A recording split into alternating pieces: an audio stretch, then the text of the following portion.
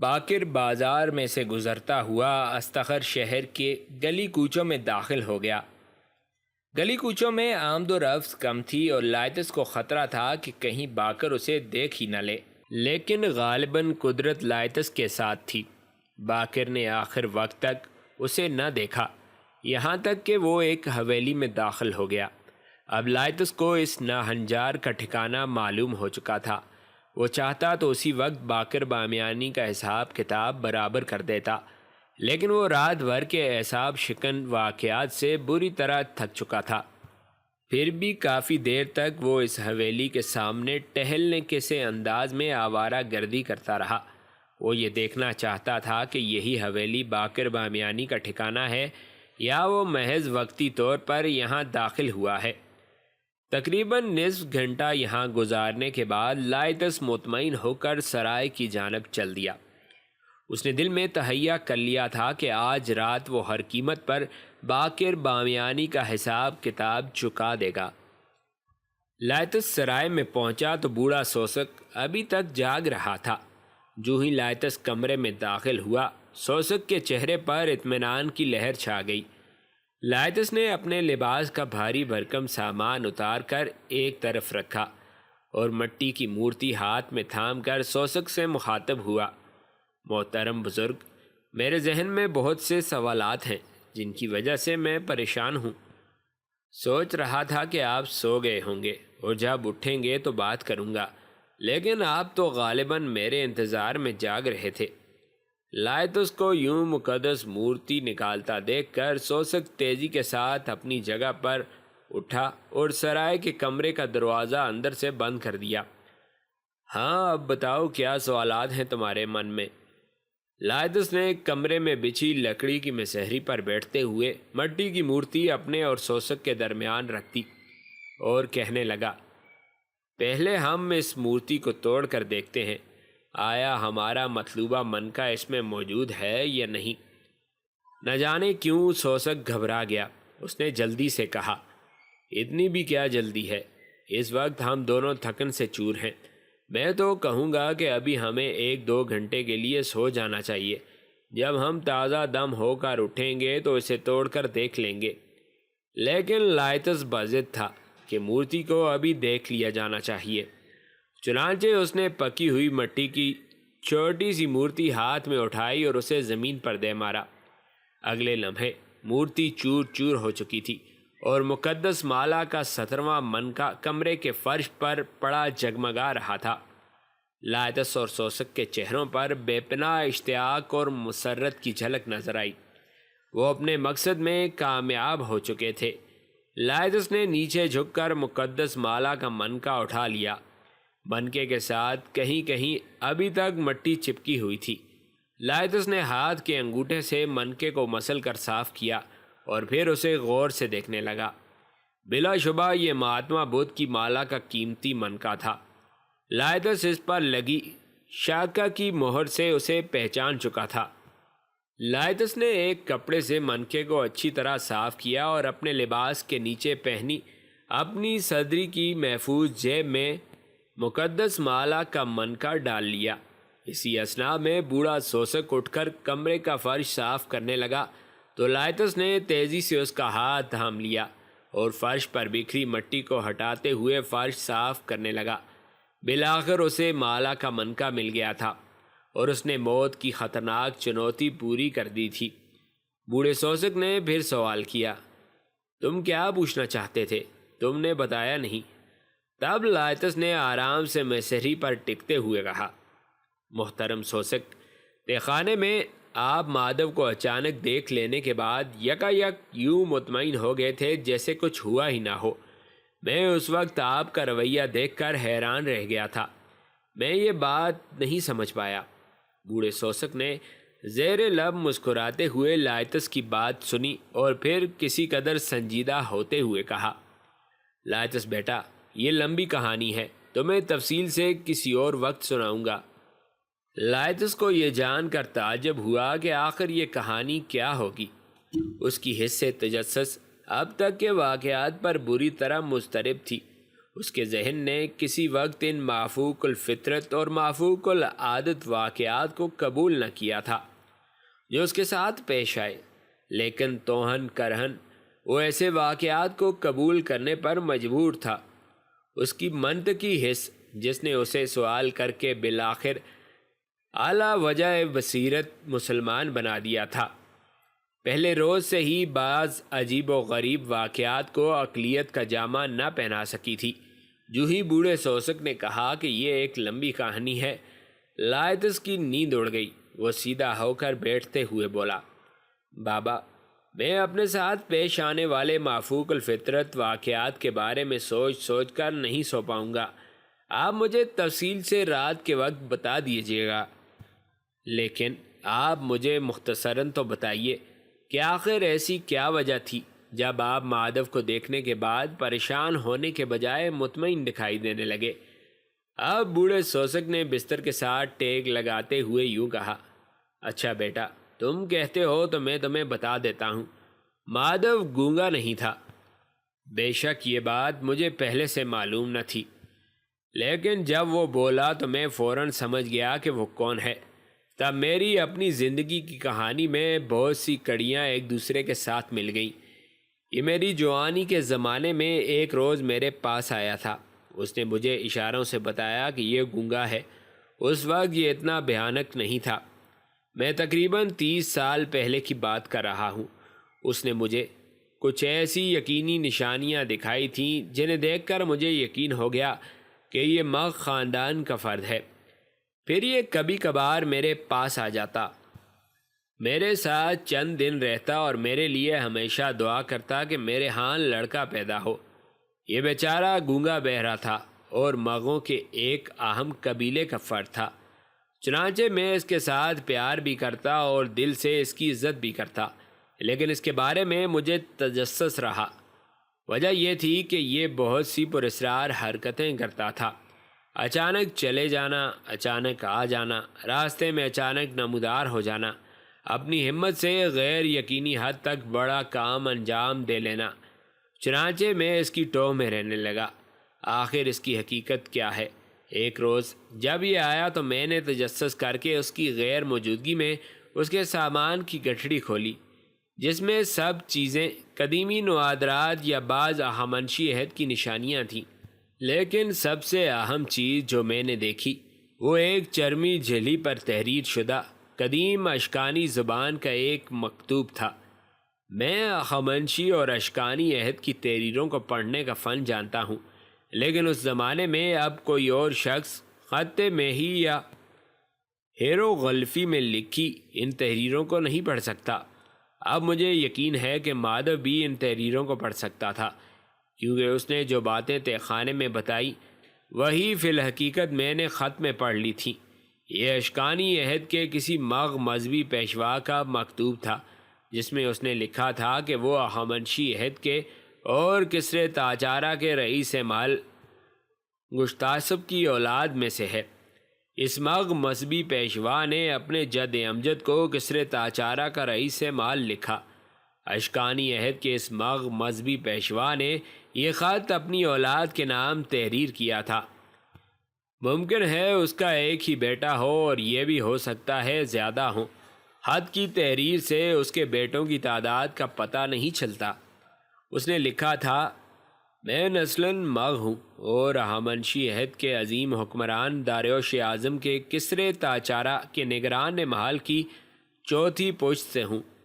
مغ مذہبی پیشوا نے اپنے بیٹوں کے نام اس مکتوب میں لکھا تھا کہ میرے عہد یعنی اشکانی عہد میں ایک دن میں پارس میں گھوم رہا تھا کہ میرا گزر تخت جمشید کے نزدیک سے ہوا۔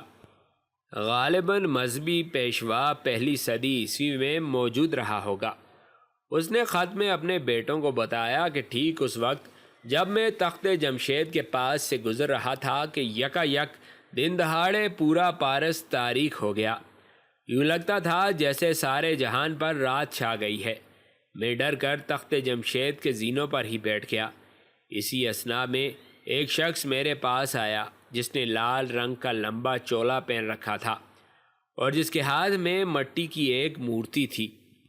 وہ شخص میرے قریب آیا اور مجھے میرے جد امجد کی قسم دے کر وہ مورتی بطور امانت میرے سپرد کر دی اور کہا کہ میں اسے اپنے پاس رکھوں، اور یہ کہ وہ ایک دن لوٹ کر آئے گا اور یہ مورتی مجھ سے وصول کرے گا۔ جانے سے پہلے اس نے مجھے اپنے سینے سے کپڑا ہٹا کر سینے پر خود ہی ایک مہر دکھاتے ہوئے کہا کہ جب میں آؤں گا تو میری یہ نشانی دیکھنا۔ اسے آگے خط میں لکھا تھا کہ اے میرے بیٹو، اہمنشی عہد عظیم کے رئیس محل کا مقدس نام نہ ڈوبنے دینا۔ میں اگر مر جاؤں اور میرے بعد وہ شخص اپنی امانت واپس لینے کے لیے آئے تو اسے لوٹا دینا اور اس کے سینے پر کھدی ہوئی مہر کی نشانی دیکھنا۔ اس کے بعد اس مذہبی پیشوا کے خط کے آخر میں مہر کی شبی بنائی گئی تھی۔ میں نے جب مادو کے سامان میں وہ مکتوب پڑھا تو میں حیران رہ گیا۔ جب تہ خانے میں مادو نے اپنی عمر 1500 سال بتائی تو میں سمجھ گیا کہ یہ اشارہ اسی مکتوب کی طرف ہے۔ مادو خود 1500 سال کا نہیں تھا، بلکہ اصل حقیقت یہ ہے کہ جو میں اب سمجھ چکا ہوں کہ مادو کے صدیوں پہلے ایک پردادا یعنی اس مذہبی پیشوا نے اپنی اولاد کو جو ذمہ داری سونپی تھی، اس کی اولاد نسل در نسل وہ ذمہ داری نبھاتی رہی۔ یہ لوگ مغوں کی مخصوص روایت کے مطابق اپنے آباء و اجداد کی طرف سے سونپے ہوئے کاموں کو ہی مذہب کا سب سے مقدس فریضہ سمجھتے تھے۔ چنانچہ اشکانی عہد کے مذہبی پیشوا کا مکتوب پیڑھی در پیڑھی اگلی نسلوں میں منتقل ہوتا چلا آیا، حتیٰ کہ اسی مکتوب کی وجہ سے ہر نسل کو وہ مشکل رسم الخط پیڑھی در پیڑھی سیکھنا پڑا۔ وجہ اس کی یہ تھی کہ جو مکتوب پرانا ہوتا جاتا تھا، اس کے تقدس اور مذہبی رتبے میں تو اضافہ ہوتا چلا جاتا تھا۔ لائتس، میں اب اس ساری کہانی کو سمجھ چکا ہوں۔ مادو خود بے اولاد تھا۔ جب اس کے پاس یہ مکتوب پہنچا تو وہ یہ سوچ کر پاگل ہو گیا کہ یہ مذہبی فریضہ آخر اس کی نسل میں آگے کس طرح چلے گا۔ وہ ہر وقت اس مکتوب کو اپنے سینے سے لگائے رکھتا، حالانکہ اس کا خاندان کوئے بے ستون میں آباد تھا، لیکن وہ اپنے آباء و اجداد کی نسبت بہت زیادہ تخت جمشید آتا تھا۔ اس کے آباء و اجداد کبھی کبھار ہی پارس آتے ہوں گے، لیکن مادو کو نہ جانے کیوں یہ احساس ہو گیا کہ چونکہ اس کی اولاد نہیں، چنانچہ ضرور اس کے دور میں ہی امانت دینے والا شخص واپس لوٹے گا۔ اس کے آباء و اجداد دیوانے نہیں ہوئے تھے، مکتوب کو محض نسل در نسل ایک مقدس نشانی کے طور پر سنبھالتے چلے آئے، لیکن مادو بے اولاد ہونے کی وجہ سے دیوانہ ہو گیا، اور میرا خیال ہے کہ وہ دل میں خود کو گستاخ سمجھنے لگا، کیونکہ اس نے تہ خانے میں کہا تھا کہ وہ داریوش اعظم کے زمانے سے اس محل کا محافظ ہے۔ میں سمجھتا ہوں کہ مادو کی ذہنی رو الٹ گئی تھی، وہ خود کو گستاخ سمجھنے لگا، لیکن مکتوب اس کے پاس اشکانی عہد یعنی بہت بعد کے عہد کا تھا۔ یہی وجہ ہے کہ میں اسے دیوانہ کہہ رہا ہوں۔ اب مجھے معلوم نہیں کہ اس کے پاس تخت جمشید کے تہ خانے میں جانے کا کوئی راز بھی تھا۔ غالباً میں نے اس کے سامان میں نہ ہی کبھی کوئی چابی دیکھی تھی اور نہ ہی کوئی مورتی۔ میرا خیال یہ ہے کہ مورتی تخت جمشید میں ہی کہیں رکھی تھی، اور اشکانی عہد کے مذہبی پیشوا نے اس مورتی کا مقام بھی اپنی اولاد کو بتا دیا تھا، شاید زبانی یا کسی اور مکتوب کے ذریعے جو میری نظر سے نہیں گزر سکا۔ لائتس بیٹا، تم تسلی رکھو، اس کی عمر 1500 سال نہیں تھی، اس کی عمر زیادہ سے زیادہ 70 سال رہی ہوگی۔ بے شک اس کی جسمانی توانائی میں کبھی کمی نہیں آئی، لیکن میں نے اسے اپنی آنکھوں سے بوڑھا ہوتا دیکھا ہے۔ میں اس کی بات کا کیسے یقین کر لیتا؟ کیا اب تم مطمئن ہوئے یا اور بھی کوئی سوال ہے تمہارے ذہن میں؟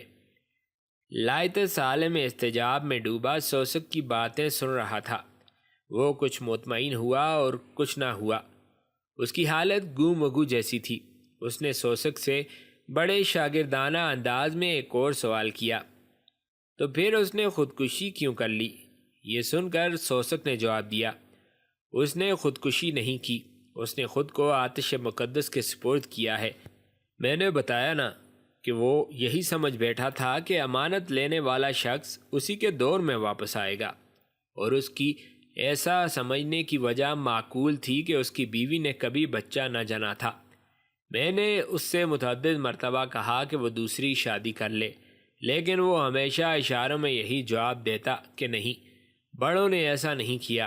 میں اسے اشاروں میں بتاتا کہ ہخامنشی عہد کے بادشاہوں کی 100 بیویاں ہوتی تھیں، لیکن وہ نہ مانا۔ ایک ہی رٹ لگاتا تھا کہ اس کے آباء و اجداد میں سے کسی نے دوسری شادی نہیں کی۔ سچ پوچھو تو مادو ہی نہیں مانا، ورنہ میں اپنی بیٹی شماما کو کب سے اس کے ساتھ بیاہ چکا ہوتا۔ ہاں، تم نے خودکشی کا پوچھا، وہ خودکشی نہیں تھی۔ اس نے جب یہ سمجھ لیا کہ اس کی ذمہ داری ختم ہو گئی ہے تو اس نے خود کو نذر آتش کر دیا۔ گویا وہ کامیاب ہو کر آہورا مزدہ کے پاس چلا گیا۔ کیا اب بھی تم مطمئن نہیں ہوئے؟ لیکن لائتس سچ مچ اب بھی مطمئن نہیں تھا۔ اس نے اسی انداز میں پوچھا، اچھا ہو سکتا ہے ایسا ہی ہوا ہو جیسا آپ نے کہا، لیکن یہ بتائیے وہ خستہ حال دیوانہ جسے ابھی آپ نے بازار میں مرے ہوئے دیکھا، میرے سامنے ایسی باتیں کیوں کرتا رہا جو بعد میں مادو نے آپ کے سامنے میرے ساتھ کی؟ کیا ان دونوں کے درمیان بھی کوئی مافوق الفطرت یا مافوق الاسباب رابطہ نہیں تھا؟ لائتس کی بات سن کر بوڑھا سوسک کھلکھلا کر ہنس دیا اور کہنے لگا، ارے نہیں، ایسی بات نہیں، میں تمہیں بتاتا ہوں۔ مادو گونگا تو نہیں تھا، وہ صرف میرے سامنے گونگا بنا رہا۔ میں کہتا ہوں وہ جب یہاں آتا ہوگا اس بیچارے داستان گو دیوانے کے سامنے گونگا نہ بنتا ہوگا۔ یہ داستان گو تھا اور وہ گونگا نہیں تھا۔ اس نے اسے نہ جانے کتنی کہانیاں سنائی ہوں گی۔ میں سمجھتا ہوں یہ داستان گو جو بیچارہ کبھی قہوہ خانہ چلاتا تھا، پاگل ہی مادو جیسے پاگل کی باتیں سن کر ہوا ہوگا، اور جب پاگل ہو چکا ہوگا تو ہر وقت یہی کہتا پھرتا رہتا ہوگا کہ میں داریوش اعظم کے زمانے کا رئیس محل ہوں اور کھنڈرات کا محافظ ہوں۔ دانا سوسک نے کڑیوں سے کڑیاں ملاتے ہوئے لائتس کو واقعات کی منطق سمجھانے کی کوشش کی، لیکن لائتس ابھی بھی مطمئن نہ ہوا۔ اس کے چہرے پر اب بھی اضطراب اور بے چینی صاف دیکھی جا سکتی تھی۔ اس نے پھر سوال کیا، اگر ایسی بات ہے تو پھر تہہ خانے میں مادو نے مجھے یوں کیوں کہا تھا کہ اس نے مجھے پہلے بھی یہاں آنے سے منع کیا تھا، حالانکہ مادو تو گونگا تھا اور نہ ہی اس نے مجھے پہلے کبھی منع کیا تھا۔ منع تو مجھے خستہ حال دیوانے نے کیا تھا۔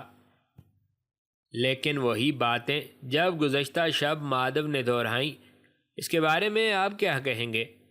لائتس کی بات سن کر سوسک پھر ہنس دیا، ارے بھائی، ابھی تو تمہیں بتا چکا ہوں کہ ممکن ہے، دیوانے داستان گو نہیں بلکہ یقینی ہے کہ دیوانے داستان گو اور مادو کے مابین اپنی قدامت پسندی کی وجہ سے روابط رہے ہوں گے۔ مادو کے لیے یہ کون سا مشکل تھا کہ وہ داستان گو سے اب بھی مل لیتا، باتیں کر لیتا۔ یقیناً وہ داستان گو نے تمہارے بارے میں مادو کو سب کچھ بتا دیا ہوگا۔ میرا خیال ہے وہ دونوں پاگل ایک دوسرے کے گہرے دوست تھے۔ لائتس کی آنکھوں میں اب قدر ہلکی سی اطمینان کی جھلک نظر آئی، لیکن اس نے ایک اور سوال کر دیا، بزرگ سوسک، آپ یہ بھی تو دیکھیے، ادھر تہہ خانے میں مادو نے جان دی اور ادھر جب ہم شہر میں پہنچے تو داستان گو دیوانہ بھی مر چکا تھا۔ غالباً دونوں کے مرنے کا وقت بھی ایک ہی ہوگا۔ کیا آپ اسے بھی اتفاق ہی کہیں گے؟ اب بزرگ سوسک نے سوچتی ہوئی آنکھوں کے ساتھ جواب دیا، یہ اتفاق ہی ہو سکتا ہے۔ آخر تم ایسے واقعات کو جو آسانی سے سمجھ میں آ سکتے ہیں طلسماتی رنگ ہی کیوں دینا چاہتے ہو؟ سوسک کی بات سن کر لائتس خفیف سا ہو گیا۔ اس نے جھٹ سے کہا، نہیں، میں خود چاہتا ہوں کہ ان حیران کن واقعات کی تمام کڑیاں سمجھ میں آ جائیں۔ البتہ میں ان اتفاقات پر بے حد حیران ہوں جو پے در پے وقوع پذیر ہوئے۔ مقدس لاما نے مجھے موت کی جو چنوتی دی اس میں ایک ہی اشارہ تھا، چاند اور سورج کے ملنے کا اور قطبی ستارہ چمکنے کا۔ عمر خیام نے ایک ایسا سورج گرہن ڈھونڈ نکالا جو 20ویں صدی کے وسط میں پارس شہر سے مکمل طور پر دیکھا گیا تھا۔ مجھے پوری دنیا چھوڑ کر ٹھیک پارس کے تخت جمشید کی نشانی پتہ چل گئی۔ پھر آپ مل گئے۔ آپ سے پہلے داستان کو دیوانے کی باتیں، اور سب سے بڑھ کر وہ نیلی آنکھیں جو مجھے بار بار دکھائی دیں۔ یہ سب کچھ اتفاقات سے ہوا، لیکن حیرت ہے سب کچھ مافوق الاسباب لگتا ہے۔ یہ سن کر سوسک نے سنجیدہ لہجے میں کہا، لائتس بیٹا، اسی کو تو تقدیر کہتے ہیں۔ یہ دنیا منجمد حوادثات کا گھر ہے۔ حوادثات سر چھپائے زمانے کی گود میں سوئے رہتے ہیں، جو ہی انہیں سازگار ماحول میسر آتا ہے وقوع پذیر ہو جاتے ہیں۔ تم اپنے ساتھ پیش آنے والے واقعات کو دیکھتے ہو، لیکن ان واقعات کو نہیں دیکھتے جو گوتم بدھ کی مالا کے محض ایک منکے کی وجہ سے جگہ جگہ رونما ہوئے۔ روز روشن میں چھا جانے والی جس تاریکی کو قدیم بخشو آہورا مزدہ کا قہر سمجھا تھا، تمہارے مسلمان فلکیات دان نے اعداد و شمار کی مدد سے بتا دیا کہ وہ سورج گرہن تھا۔ بخشو مورتی ڈر کر دے گیا، لیکن مغ پیشوا اسے امانت سمجھ کر نسل در نسل سنبھالنے کی تلقین کر گیا۔ یہ سب اتفاقی حوادثات تھے، لیکن ان کے رونما ہونے کے اوقات ایک ہو گئے، چنانچہ یہ اپنے اپنے انداز میں وقوع پذیر ہو گئے۔ اچانک لائتس کے ذہن میں ایک اور سوال آیا اور اس نے بڑی بے صبری سے کہا، لیکن کیا آپ یہ بھی بھول رہے ہیں کہ مادھو نے میرے سینے پر بدھ کی مہر دیکھی اور مان گیا؟ کیا میرے سینے پر بدھ کی مہر لگنا بھی اتفاق تھا؟ بوڑھا سوسک ہولے سے مسکرا دیا۔ تم ہی بتاؤ، بڑے سے بڑے مذہبی پیشوا کی کیا نشانی ہونی چاہیے؟ تمہاری طرح وہ بھکشو بھی ان تپسیاؤں سے گزر چکا ہوگا، آخر وہ تمہارے ہی مذہب سے تھا۔ اب لائتس پوری طرح مطمئن دکھائی دینے لگا۔ اس نے بڑی انکساری کے ساتھ سوسک کا شکریہ ادا کیا اور تھکن کے باوجود اتنے سوال کرنے پر معذرت کی۔ کافی وقت گزر چکا تھا۔ تھوڑی دیر بعد وہ دونوں اپنی اپنی مسحریوں پر سو گئے۔ اگلی صبح پارس کے لوگ بیدار ہوئے تو انہوں نے بازار کے بیچوں بیچ ایک اور لاش دیکھی جو کسی اجنبی نوجوان کی تھی۔ شکل سے وہ خراسان کے علاقے کا باشندہ دکھائی دیتا تھا اور اسے خنجر کی مدد سے قتل کیا گیا تھا۔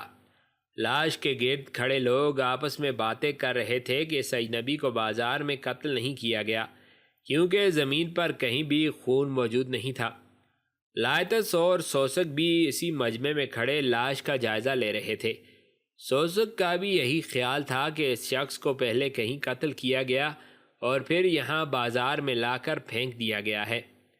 لائتس نے سوسک کی بات کا کوئی جواب نہ دیا اور چپ چاپ کھڑا یہ سوچتا رہا کہ بوڑھا آتش پرست سوسک ایک قدیمی مذہب کا پیروکار ہونے کے باوجود کس قدر منطقی اور تفتیشی ذہن رکھتا ہے۔ کسرے سلطانی میں بادشاہ کی خاص خوابگاہ کے پہلو میں موجود خصوصی نشست کے کمرے میں فانوس کی روشنی تلے اس وقت دو افراد بیٹھے تھے۔ ایک لائتس تھا اور دوسرا سلطان محمد بن ملک شاہ۔ یہ دونوں دھیمی آواز میں کسی موضوع پر بات کر رہے تھے۔ سلطان معظم اور لائتس کی یہ خفیہ گفتگو کافی دیر تک جاری رہی اور پھر لائتس انتہائی ادب سے سلطان کے حضور سلام کرنے کے بعد نشست کے کمرے سے باہر نکلتا چلا گیا۔ اگلی صبح دارالسلطنت رے کے شہریوں نے ایک ایسی چونکا دینے والی خبر سنی جسے سن کر پوری سلطنت جھنجھنا اٹھی۔ سلطان کے وزیر اعظم اور مشیر خصوصی سعد الملک کو شاہی محافظ دستے کے خونخوار سپاہیوں نے گرفتار کر لیا تھا۔ صرف سعد الملک ہی نہیں، شہر کا سب سے بڑا طبیب جراح اسحاق، جسے لوگ حکیم شہر کے نام سے جانتے تھے، کو بھی سعد الملک کے ساتھ ہی ہتھکڑیاں پہنا دی گئی تھیں۔ حکیم شہر ایک عمر رسیدہ شخص تھا جس کی گرفتاری کی خبر اہلیان شہر کے لیے اگرچہ غم انگیز تھی، لیکن یہ جان کر سب لوگ بے پناہ حیرت و مسرت کا شکار تھے کہ یہ دونوں بڑے شخص خطرناک باطنیوں کے خاص رہبر و رہنما تھے۔ سلطان محمد کے دور میں عالم اسلام کا سب سے بڑا المیہ ہی باطنیوں کا وجود تھا۔ جو ہی لوگوں کو پتہ چلا کہ سلطان نے ایک گہری سازش سے خبردار ہو کر ان وقت پر ان خطرناک باطنی رہنماؤں کو گرفتار کر لیا ہے تو لوگ خوشی سے جھوم اٹھے۔ آل سلجوق کے لیے باطنیوں سے بڑا دشمن کوئی نہ تھا۔ سلطان کے سامنے اس سازش کے تمام تر تانے بانے لائتس نے بیان کیے تھے۔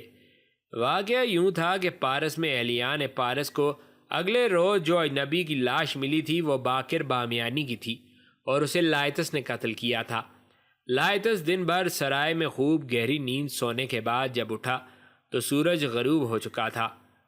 وہ اچھی طرح نہا دھو کر باہر آیا تو اسے ایک مخصوص لباس اور طور و اطوار میں دیکھ کر بوڑھا سوسک حیرت بھرے انداز میں مسکرا دیا۔ لائتس نے اسے بتایا کہ وہ کچھ وقت کے لیے باہر جانا چاہتا ہے۔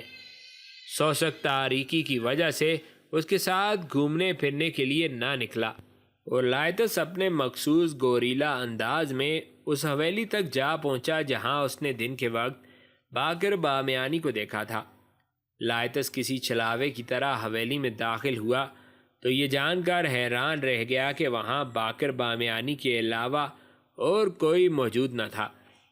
لائتس یکا یک باقر کے سامنے ایک فدائی کی صورت ظاہر ہوا، لیکن باقر بامیانی اس کی حقیقت جانتا تھا، چنانچہ اس کے جھانسے میں نہ آیا۔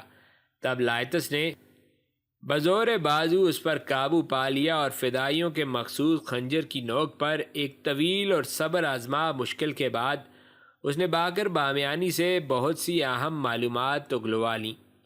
باقر کی باتوں سے اسے پتہ چلا کہ دارالسلطنت رے میں بہت جلد کوئی بڑا خطرناک کھیل کھیلا جانے والا ہے۔ باقر اس سے زیادہ کچھ نہ جانتا تھا، چنانچہ لائتس نے اسے فدائیوں کے مخصوص خنجر سے قتل کیا اور باہر سڑک پر لا کر پھینک دیا۔ اب لائتس جلد از جلد دارالسلطنت پہنچنا چاہتا تھا، حالانکہ اسے ابھی بہت کام تھے۔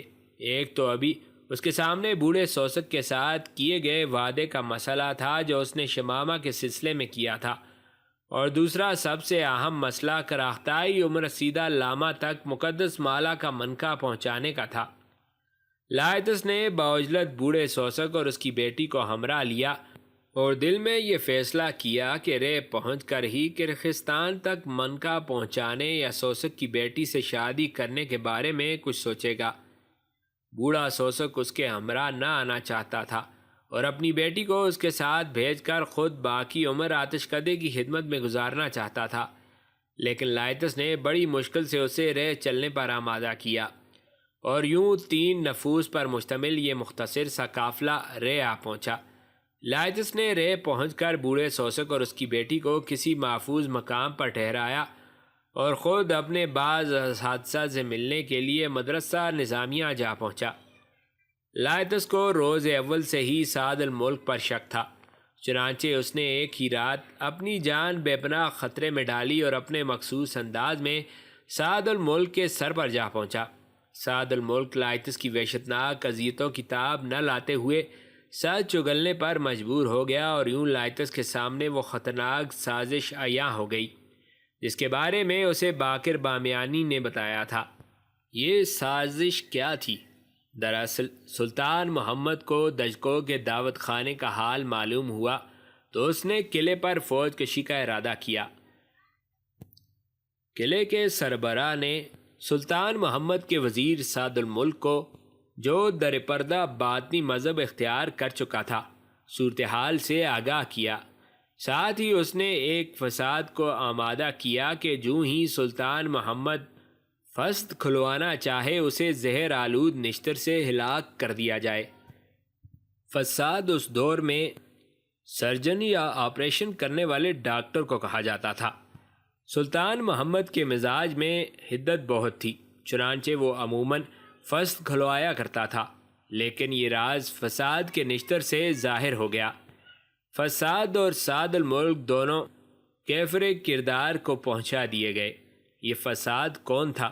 وہی جراح جو شہر کا مشہور طبیب تھا اور جسے لوگ حکیم شہر اسحاق کے نام سے جانتے تھے۔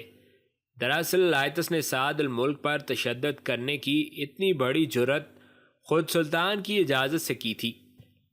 باقر بامیانی سے ملنے والی معلومات بہت اہم تھیں۔